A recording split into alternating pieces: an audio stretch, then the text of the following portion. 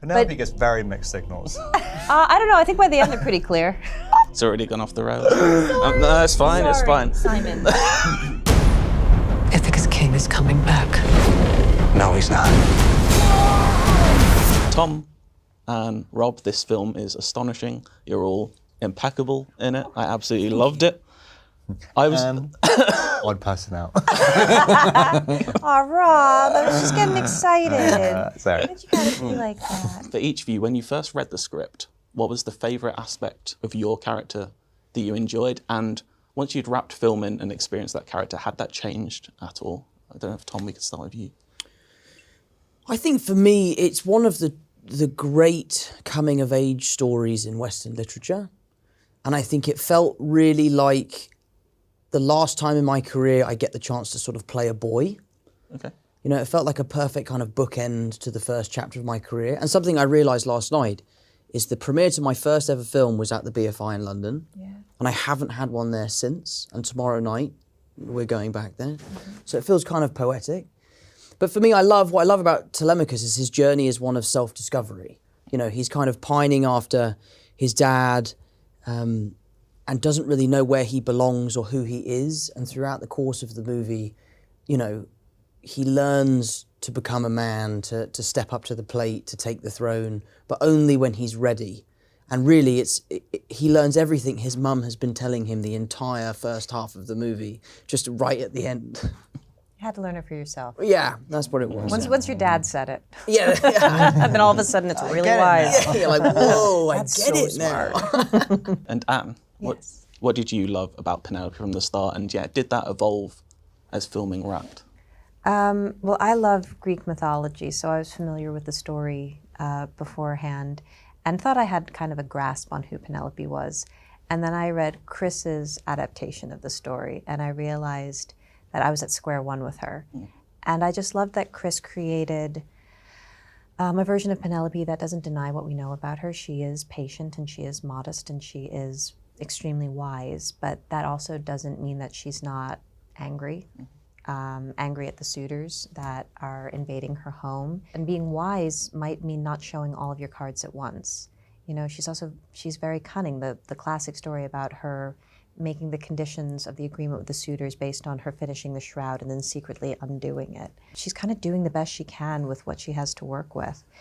And so I think that while I appreciated her before playing her, I really respect her. She put up with a lot. And I really, one of the things I appreciate most about her is she did it with her values intact. You know, we talk a lot about in this film that Zeus's law, do unto others as, or I guess it's treat others as you would be treated. Now we know it as do unto others as they would do unto you. And even though it's agonizing to live according to that, even though she kind of wants to rip her hair out and she actually puts it in the script far better than I ever could, what she wants to do to the suitors. She respects that law because she understands it to be a cornerstone of a civilization, a cornerstone of the world that she wants to live in. Mm-hmm. It's the thing that Odysseus is fighting for, or so she thinks. Mm-hmm. I just want to touch on that. You mentioned what she wants to do to the suitors. There's mention of something she wants to do to them all, and that speech to me in the film was like one of the best pieces of acting in the film. You're all great as well. There are great moments. Thank you. It's great, but we all had great exactly, writing. Everyone has their moments. And is that something you pinpointed in the script, when like that line or that little speech there? Was that something you're like, I want to nail that? You know, we've all worked with James Gray, who's a fantastic filmmaker, and something he said when I got to work with him really resonated with me. Which he said, whatever you do, don't try to nail it. He said, I can always tell when an actor's trying to nail something.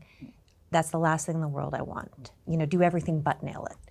And so I don't necessarily look for that whenever I am reading something, but what I felt, but I did feel a power coming off of that section.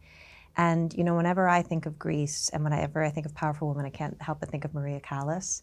So I just remember thinking to myself, what would Maria do if this was an aria? And that was what got me excited. Amazing. And Rob, in terms of something to like about your character, I think it's fair to say not a lot. But was there something you could find? But he's entertaining, isn't he? You need to connect to the character, right? It's like, how did you connect to this character? I mean, it's always fun to play a character where, you know, there's such a kind of stringent value system which every single other character in the world of Odyssey kind of subscribes to, and this guy's sort of Antinous is like, I don't get it. Like, like, what are you Empathy? what are you all doing? And it's like, and everyone's like, there's all these struggles with their identities and who am I, blah, blah, blah. And Antinous is like, I don't need an identity. I just have desire, and that's it.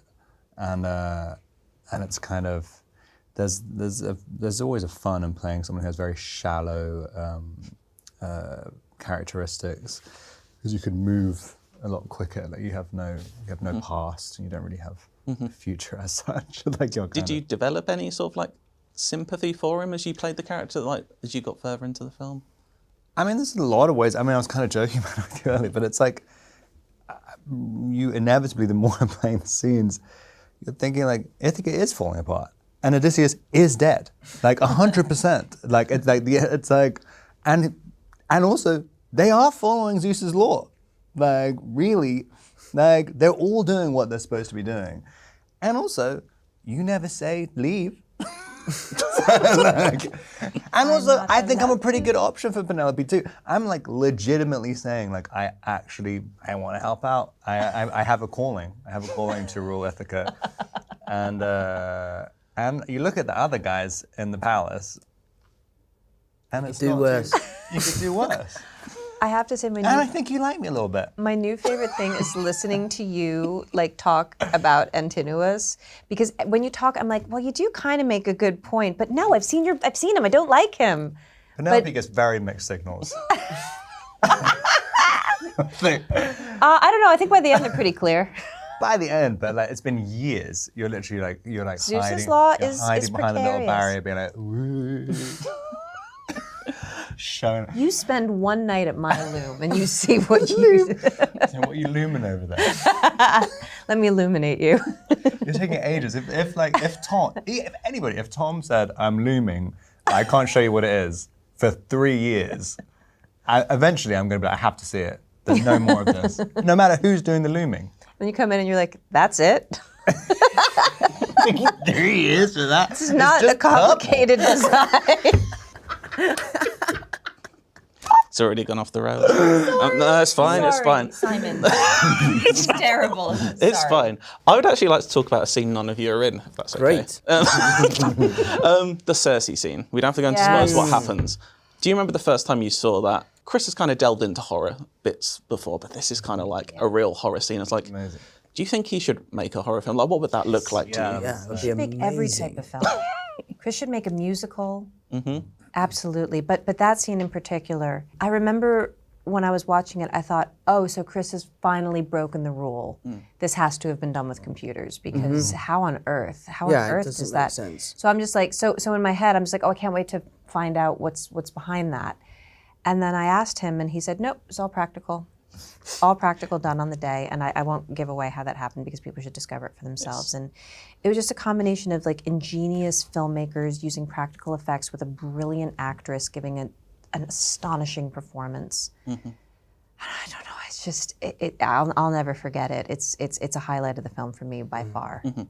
Tom, you have some key scenes with John Bernthal in this Yep. film. You've worked with many times before. I was just wondering, what's the favourite day or moment you've ever had on set with John? I think our first day on the Odyssey felt like a sort of legendary day for the two of us. You know, we had 2 days worth of work scheduled and we got it all in one night. And it was an incredibly emotional scene. It was a huge challenge. And I think we left the set feeling like we'd really accomplished something. And I think what Chris does so well is he definitely tests you early on. And if you're able to rise to the occasion, it gives you so much confidence for the rest of the movie, because you're like, it definitely can't get any tougher than that. It really does. But it filled me with confidence. And, you know, I love John to death. I've known him for a really long time. But sharing the set with him as Spider-Man and the Punisher is so special, because we did each other's self-tapes 10 years ago. So there was so much fun that we had on that job. Unfortunately, that is all the time I have. Bless you. Excuse me, thank Can we you. just redo that? I realised I sneezed right into the microphone. Sorry about that. I thought it was on this side.